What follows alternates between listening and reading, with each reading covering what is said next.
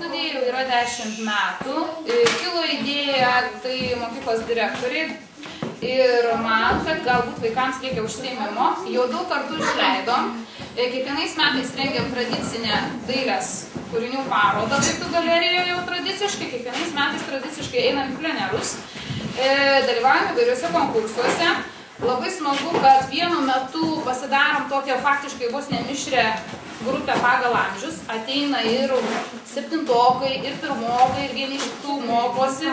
Kartais vyresni daugiau pasimoko iš mažesnių negu mažesni iš vyresnių, nes jie turi daugiau tokios energijos, kūrybiškumo daugiau. Dabar darom tokį bendrą darbą. Ruošiamės naujai parodai, kuri atsidarys visada tradiciškai gruodžio pradžioje. Dalyvaujame įvairiuose renginiuose, ekskursijose, kuriam įvairias madas. Kiek metų Simona tu lankai dailės studiją? 7 metus. Kodėl tiek ilgai lankai? Mėgstu piešti nuo darželio laikų. O kas tave paskatino ateiti į dailės studiją? Tėvai, nes nuo darželio laikų eidavau būrelius, piešdavau, kažkaip norėjau tą pratęsti. O sakyk, ką tu mėgsti labiausiai daryti dailės studijoje? Kodėl tu į ją ateini? Man patinka piešti, tapyti, reikšti emocijas ant lapo, spalvas derinti, maišyti. Labai įdomu.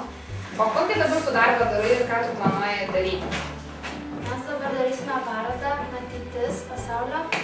Piešime ateitį, visokios mistinės namus, skaitančius lėktuvus, mašinas, visokios dalykus. O kelinti metai jau dalyvauji parodose? Kai pradėjau dalyvauti eiti būrelį, nuo tada ir pradėjau. Praktiškai 7 metus dalyvauji parodose. O be parodų, kur dažniausiai mes visi einam kažkur?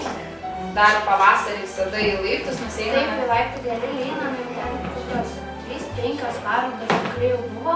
O dar vasarą mes einam kažkokias akcijas, net plenerus, ar ne? Taip, einame į laiptų galerijos sodą, ten tapome, visokių užsiėmimų.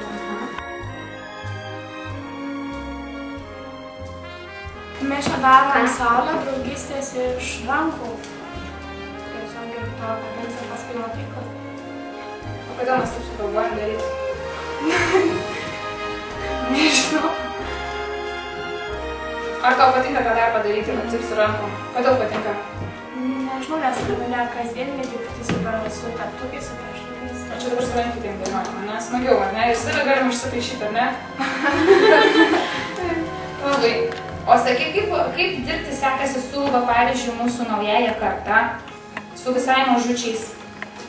Smagu, nes jie dar tikrais mokosi ir smagu pažiūrėti, kaip jie daras. Jūs esate jiems kaip pavyzdžiai, ne? Nes jūs esate jau vyresni, beveik 7 metus lanko, turite tik 1 metus, ar ne?